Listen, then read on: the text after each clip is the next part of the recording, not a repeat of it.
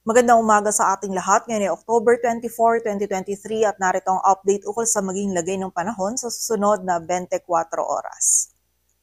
Patuloy pa rin umiiral ang northeast monsoon o amihan dito sa bahagi ng Northern Luzon, kung saan ngayong araw dala pa rin ito yung maulap na kalangitan at mga pag-ulan sa bahagi yan ng extreme Northern Luzon. Samantala, ang shearline naman ay patuloy pa rin nakakaapekto dito sa may silangang bahagi ng Central at Southern Luzon, kung saan meron pa rin itong dalang maulap na kalangitan at mataas na tsansa ng mga pag-ulan, pagkidlat at pagkulog dito yan sa silangang bahagi ng Luzon. So pag-iingat pa rin para sa ating mga kababayan sa posibilidad ng mga pagbaha at pagguho ng lupa. Samantala, sa nalalabing bahagi naman ng ating bansa ay generally fair weather condition yung ating mararanasan. Maliban na lamang yan sa mga tsansa pa rin ng mahihinang pag-ulan or pag-ambon sa nalalabing bahagi pa ng Northern Luzon, maging sa mga tsansa ng mga isolated rain showers or thunderstorms sa nalalabing bahagi pa ng ating bansa. At sa kasalukuyan ay wala rin tayong minomonitor or namamataan pa na sama ng panahon na maaaring makaapekto dito sa ating bansa.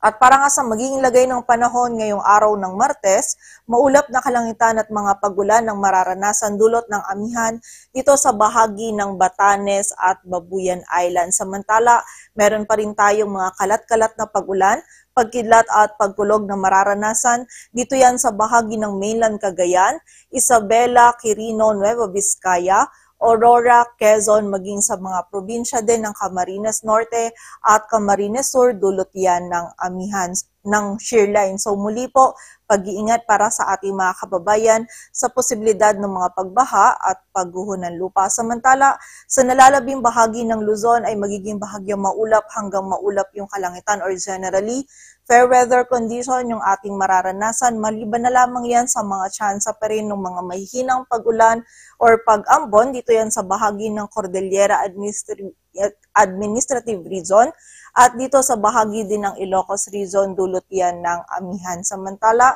meron din tayong tsansa ng mga biglaang pag-ulan, pagkilat at pagkulog. Dito naman yan sa Metro Manila, maging sa nalalabing bahagi pa ng Luzon, dulot naman yan ng mga localized thunderstorms. Agwat ng temperatura dito sa Metro Manila ay mula 23 to 30 degrees Celsius. Samantala sa bahagi naman ng Visayas at Mindanao, ang buong bahagi ng Visayas at Mindanao ngayong araw ay makakaranas pa rin ng bahagyang maulap hanggang sa maulap na kalangitan or generally fair weather condition pa rin yung ating mararanasan. Maliban na lamang yan sa mga tsansa pa rin ng mga isolated na mga pag-ulan, pagkilat at pagkulog, dulot yan ng mga localized thunderstorms. And during severe thunderstorms, ito po mga pag-ulan nito ay posible pa rin maging katamtaman hanggang sa mga malalakas na pag-ulan na maaaring magdulot ng pagbaha at pagguho ng lupa. So pag-iingat pa rin po para sa ating mga kababayan.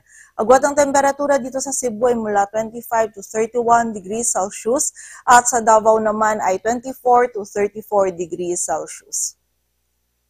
At para naman sa lagay ng dagat baybayin ng ating bansa, wala tayong nakataas na gale warning kaya malaya makakapalaot yung mga kababayan nating mangingisda, pati na rin yung may mga maliliit na sasakyang pandagat. Ngunit iba yung pag-iingat pa rin po para sa mga maglalayag dito sa bahagi ng Northern Luzon kung saan magiging kataptaman hanggang sa maalon yung lagay ng ating karagatan.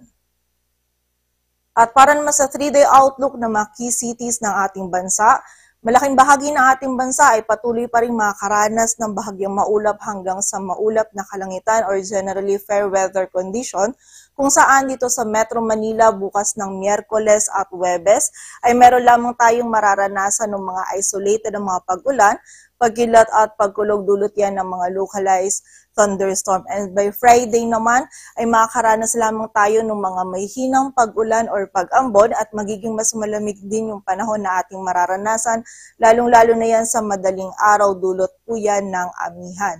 Agwat ng temperatura dito sa Metro Manila ay mula 23 to 31 degrees Celsius. Samantala, sa bahagi naman ng Baguio City, the next 3 days ay patuloy ngang mas malamig na yung panahon na ating mararanasan at meron pa rin tayong tsansa ng mga mahihinang pag-ulan or pag-ambon, dulot pa rin po yan ng amihan.